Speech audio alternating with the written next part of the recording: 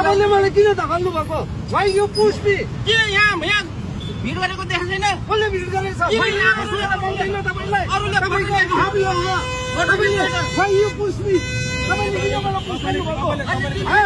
मैले push गरेँ भने तपाईँको हालत के होला? तपाईँले यसरी न्यु खतरा हुने? एउटा जनताले प्रत्यक्ष निर्वाचित गरेको व्यक्तिको अहम यो हो। यत्रो भिड भइरहेको छ भिडमा यस्ता यत्रो भिड भइरहेको छ पछाडिबाट आएर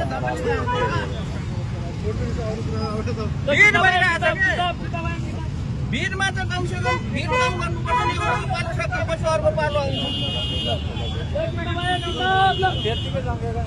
भिड मैले भनेको पालो पालो आफ्नो काम गरेर जानु भएको राम्रो काम सपोर्ट गर्ने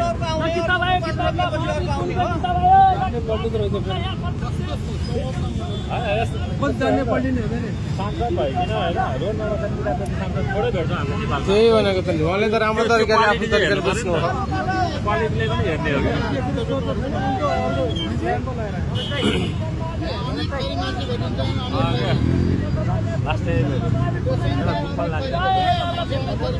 किताब त किन्नै पर्यो क्या